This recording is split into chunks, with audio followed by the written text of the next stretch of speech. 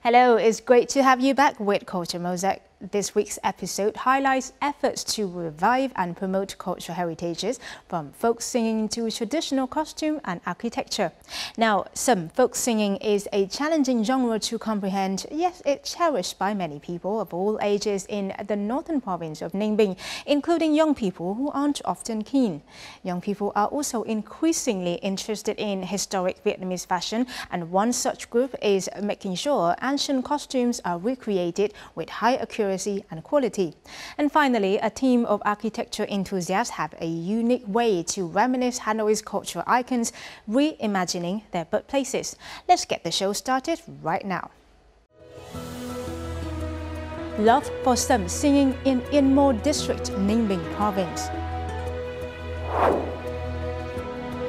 Resurrecting the great of ancient Vietnamese costumes. And Hanoi ad hoc stories of Hanoi industrial heritage sites.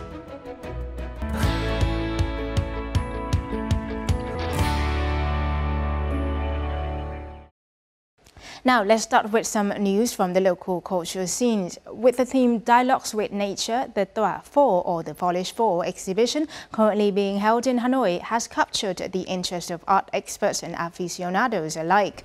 The exhibition features 40 artworks from over 20 Vietnamese and international artists that offers unique and fascinating points of view. Subjects include bottles containing plants in water, a fabric installation combined with digital photos and graphics displayed in 4 different spaces that feature the history and culture of forestry development, and one exploring the relationship between humans and plants, potential connections and the future. The exhibition will run until the 30th of November. The Spanish Embassy on the 20th of September hosted an event to launch the first environmental film festival to be held in Vietnam, which features both international and local films and conversation on sustainability and the importance of maintaining harmony with nature. The film festival is scheduled to run from the 23rd of September to the 7th of October and has drawn the participation of 14 countries. It will screen 17 feature films, documentaries, and short films with subtitles in Vietnamese. Some notable films include Panteras from Spain, Once Upon a Forest from France, Losing Alaska from Ireland, The Recycling Myth from Germany, and White Pollution from Vietnam. The festival aims to strengthen international cooperation in promoting sustainable development and the message "Only One Earth." An exhibition entitled Baekje and Jeju From Korean Heritage to World Heritage is being held at the Vietnam National Museum of History in Hanoi from the 16th of September to the 16th of October. The event aims to strengthen cultural exchanges and relations between the people of Vietnam and the Republic of Korea.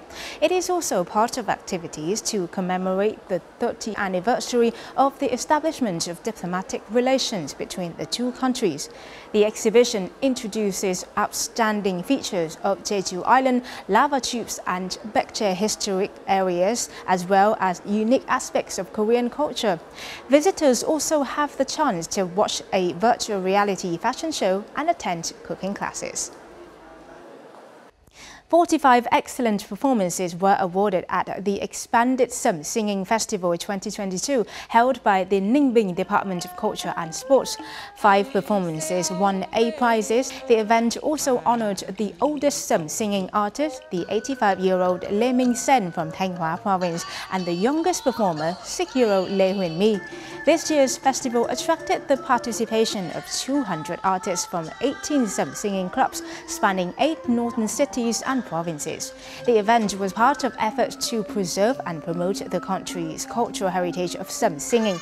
We'll learn more about this art genre later in this week's edition of Culture and Lifestyle.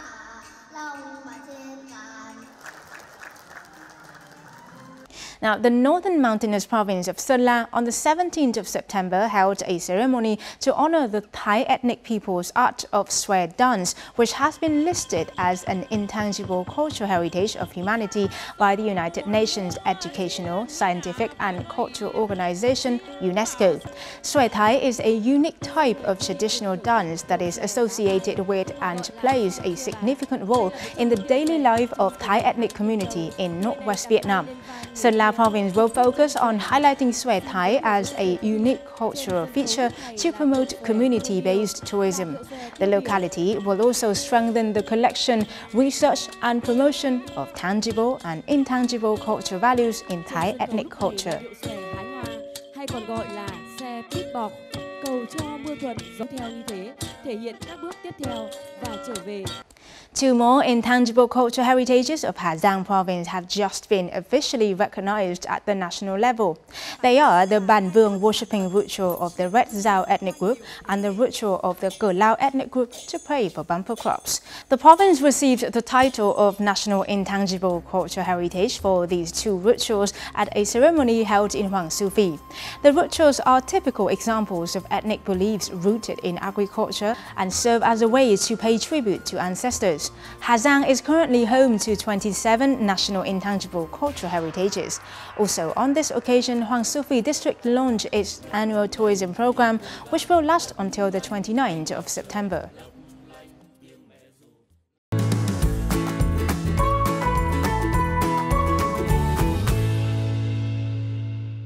In Vietnam, not many people listen to sầm, a form of folk singing that's full of compassion and delivers lessons about morals and behaviors. However, sầm singing remains very popular in Yên Mô district, Ninh Bình province. People love listening to and singing sầm, and the melodies can even be heard at the markets. Thanks to sầm popularity here, this district has become a school of sầm for many young people who love the philosophical lyrics of this genre. You're now invited to a place full of melodies in this week's culture and lifestyle.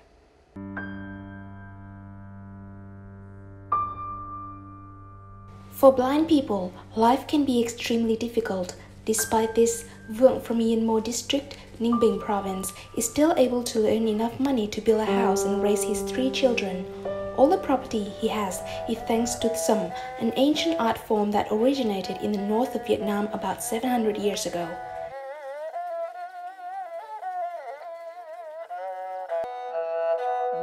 Vì số tôi phải chịu đựng tàn tật mù loa.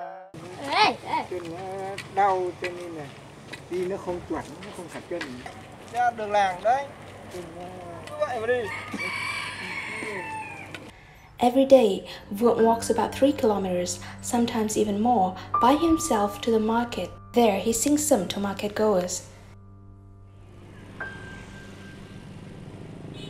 These days, sầm singing is performed in stages, but in ancient times, sầm singing was usually performed in public spaces, especially markets. Currently, Vượng is Vietnam's last artist to still perform sầm singing in local markets.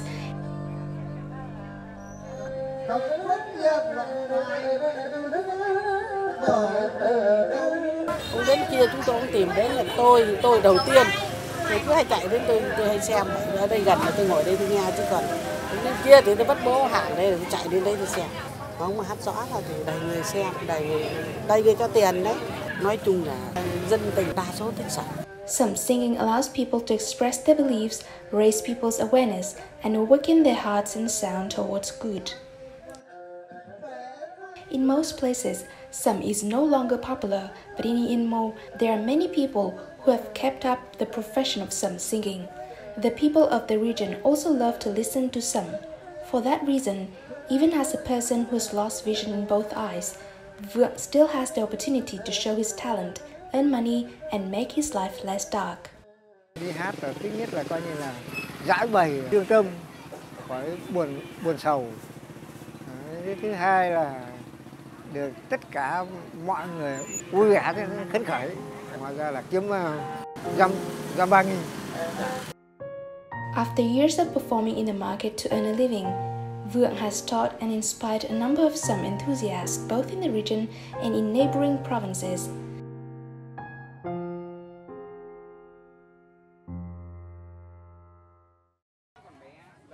This is Sơn. He's not from Yên Mô district, Ninh Bình province. Although his hometown is nearly 100 kilometers from here, he's quite popular with the people in this area. He came here to study some from an early age. He's one of Vượng famous students. Thì cái mảnh đất Ninh Bình thì là cái mảnh đất mà còn nhiều nghệ nhân hát sẩm nhất, để tôi tìm hiểu và tích lũy được những cái vốn quý của cái bộ môn nghệ thuật hát sẩm. Nhân lễ Hữu Vượng là dạy tôi rất nhiều những cái bài hát và dạy đàn nhị cho tôi. Since starting out as a 13-year-old boy who came to Yên Mô to learn sẩm, Sơn has won a number of sẩm awards in Vietnam. He's also known in his community of art enthusiasts for returning to the place where he studied sẩm and opening many sẩm classes for children. Đọc lượt nhá.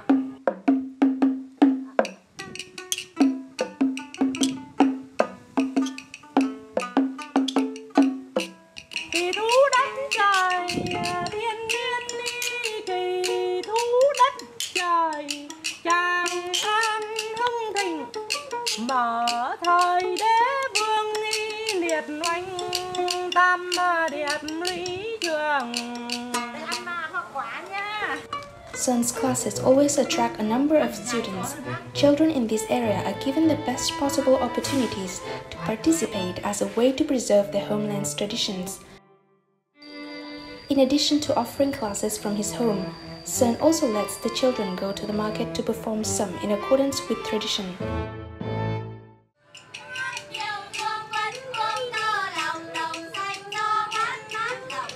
Sẩm chợ chính là cái không gian gốc hát sẩm mà xuyên suốt trong cái lịch sử của hát sẩm cho đến cuối thế kỷ 20 bị mai một, thì đến hiện tại thì chúng em vẫn cũng khôi phục lại những buổi hát sẩm chợ như thế này để cho sẩm sống lại trong cái không gian gốc của nó, và cũng là một cái trải nghiệm và cho các bạn học sinh để các bạn được tiếp cận với cái bộ môn nghệ thuật hát sẩm này một cách toàn diện hơn. Over generations, the long tradition of sẩm singing has been preserved in this land, and above all else, artists have done their best to perform for people. As long as people still love it, sẩm will still exist.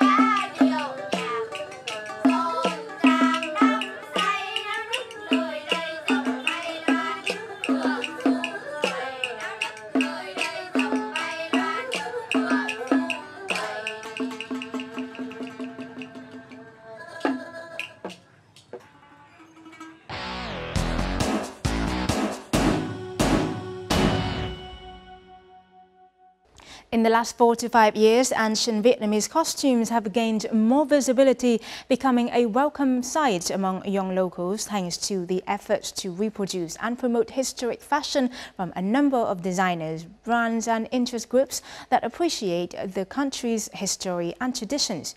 In this week's On the Mic, we had the chance to meet one such group, Great Vietnam, whose reputation for quality and accuracy has been on the rise for the past 3 years since its establishment, to find out what it is in ancient Vietnamese costume that attract young people to it.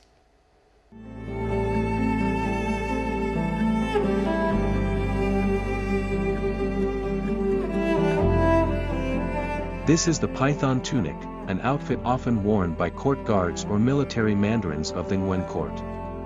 This, along with other faithful recreations of Vietnamese royal costumes, is the masterful work of Great Vietnam, a team of young Vietnamese ancient culture lovers who aim to make their ancient clothing reproduction as historically accurate as possible.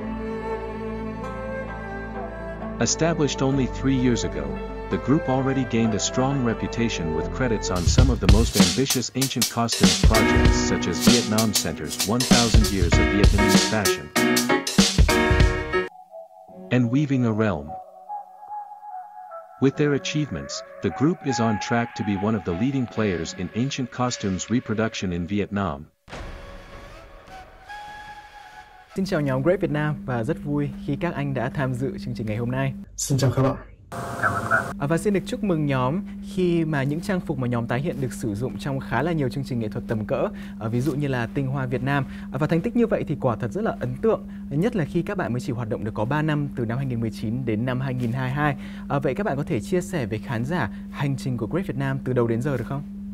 Great Việt Nam là một nhóm nghiên cứu của những người trẻ, được thành lập từ năm 2019 và bắt đầu được thực hiện nghiêm túc từ năm 2020. Thì vốn dĩ Great Việt Nam được thành lập từ những cá nhân riêng lẻ đều rất là yêu thích văn hóa truyền thống, văn hóa trang phục, nhưng mà lại xuất phát điểm từ những ngành nghề khác nhau. Khi muốn nghiên cứu tìm tòi hoặc là khi đụng đến vấn đề văn hóa truyền thống trang phục thì mọi người bắt đầu cảm thấy có những khoảng trống mênh mông, hoặc thậm chí là có rồi nhưng hình như là sai, dường như là sai. Đó là lý do mà mọi người mong muốn, đó là làm lại cho đúng, hoặc là làm điều mà chưa ai làm về lĩnh vực này.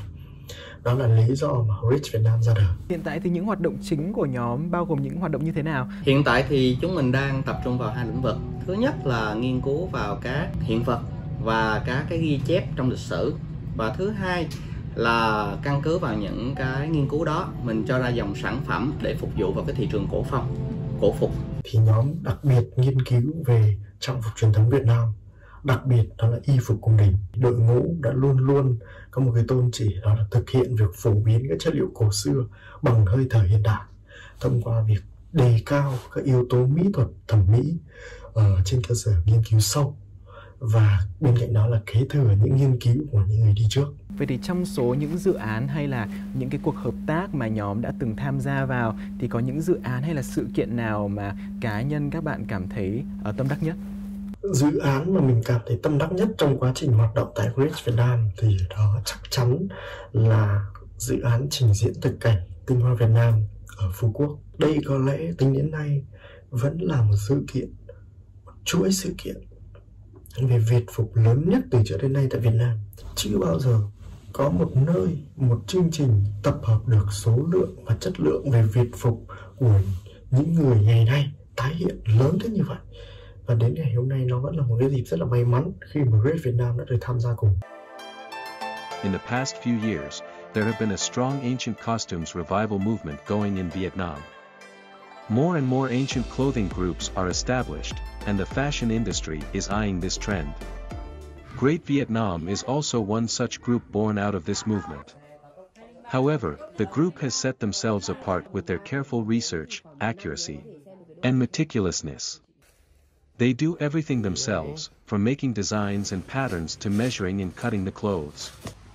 They took their work seriously, and the results are often spectacular.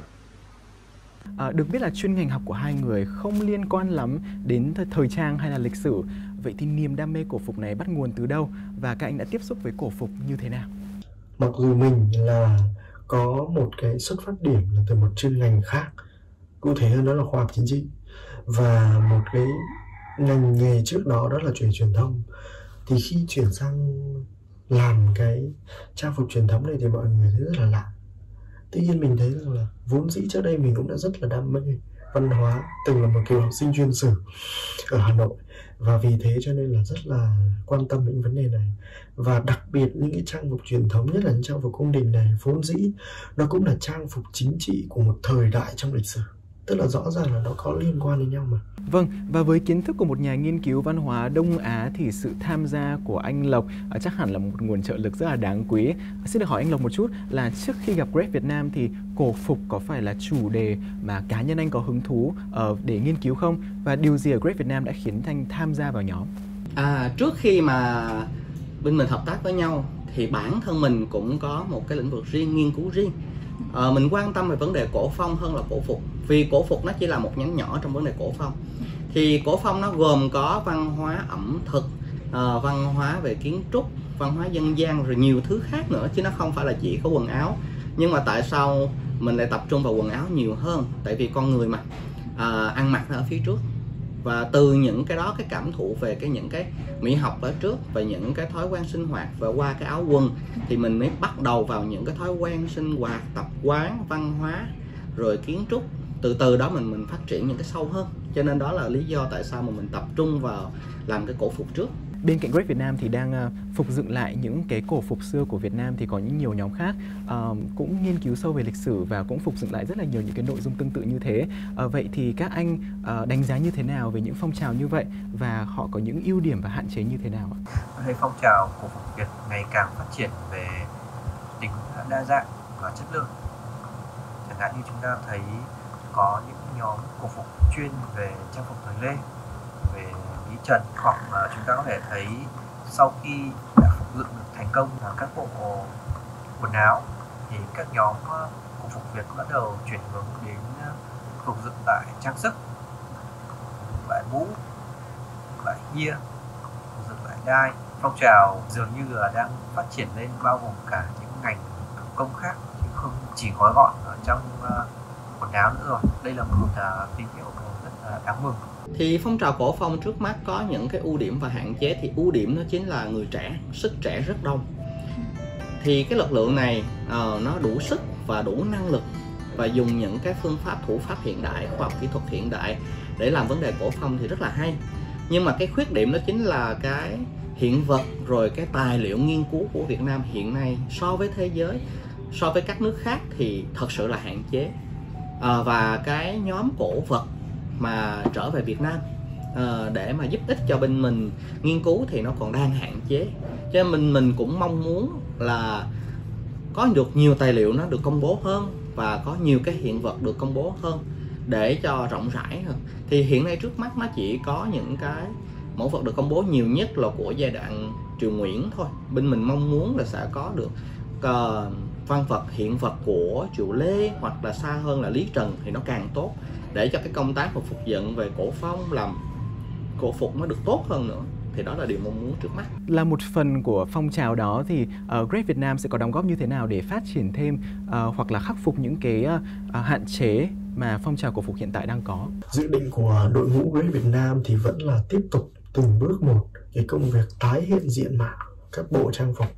Thì bởi vì phải khỏa lấp những cái khoảng trống rất là mênh mông, thì lúc đấy chúng ta mới nói những cái chuyện quảng bá. Bây giờ vốn dĩ chúng ta vẫn đang phải xuất phát. Tức là gì? Tức là chúng ta vẫn đang nghiên cứu, vẫn đang tranh nhại, vẫn đang bước đầu hiện thực hóa, thực hành về cổ phục. Cho nên là câu chuyện mà muốn quảng bá, muốn phong trào rộng lớn hơn thì có lẽ chúng ta phải tiếp tục từng bước xây dựng một cái cơ sở về cổ phục. Thì đó là điều mà Great Việt Nam vẫn phải thầm lặng và cần vẫn làm. Thì mới mong được đến cái ngày mà chúng ta bắt đầu khoe với bạn bè quốc tế về trang phục của chúng ta vốn dĩ như thế nào. Một lần nữa xin cảm ơn nhóm Great Việt Nam đã tham gia chương trình của chúng tôi ngày hôm nay. Và thay mặt chương trình xin được chúc nhóm ngày càng đạt được nhiều thành tựu hơn nữa trên con đường mà mình đang đi. Xin cảm ơn chương trình.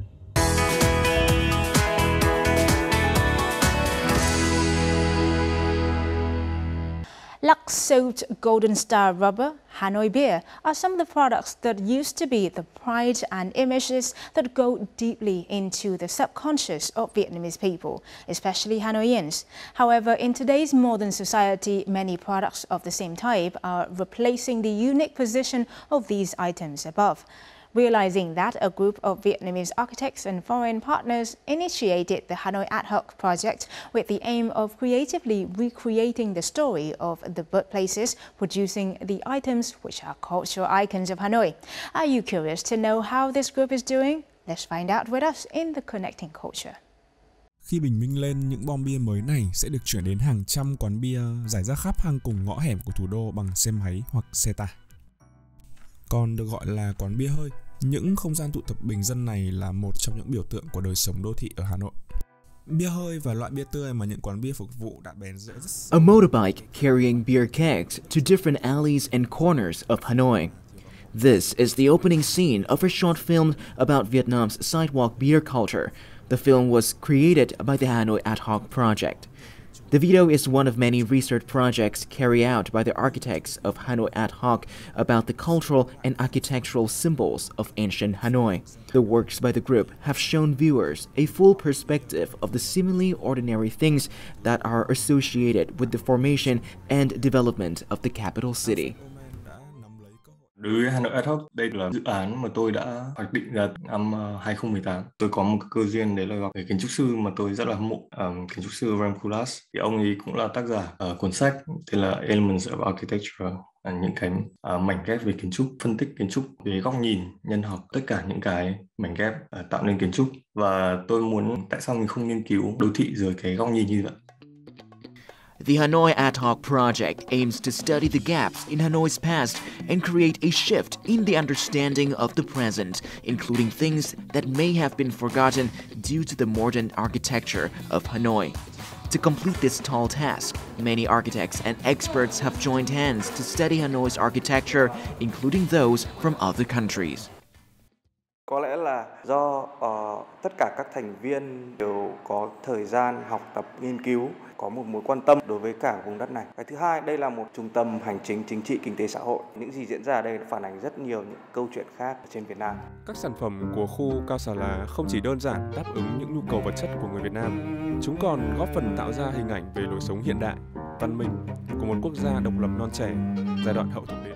The research on Hanoi tends to be more focused on housing, iconic areas such as the Old Quarter. But as far as I know, there hasn't been much research on history and the industrial heritage of the city. This research project has allowed me to get an understanding of a dimension of Hanoi that I had no idea. Hanoi Ad Hoc doesn't just simply make videos about Hanoi's architectural work, but has also developed a complete and detailed database for people who want to do research on Hanoi's past buildings or just simply want to learn more.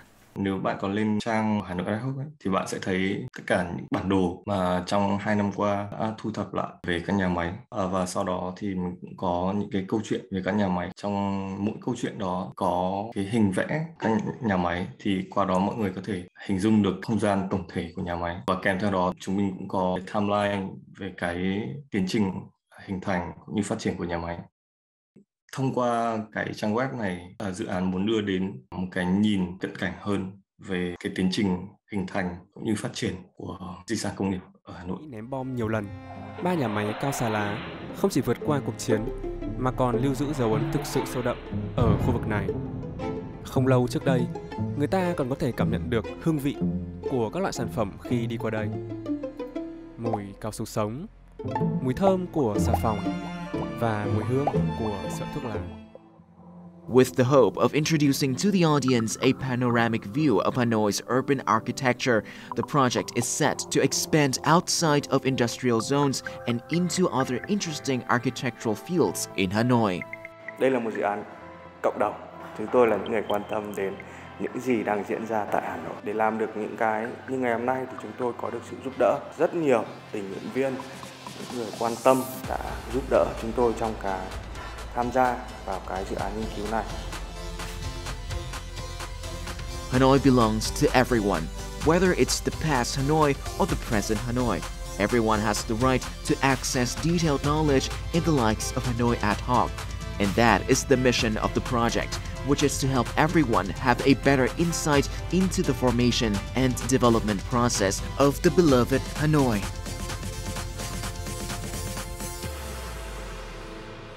That's the end of our show, but you can always watch it again online via our mobile app VTV4 from App Store or Google Play, or our YouTube channel at youtube.com/VTV4Go. Tune in next week for more cultural stories. Now, thanks for watching and goodbye.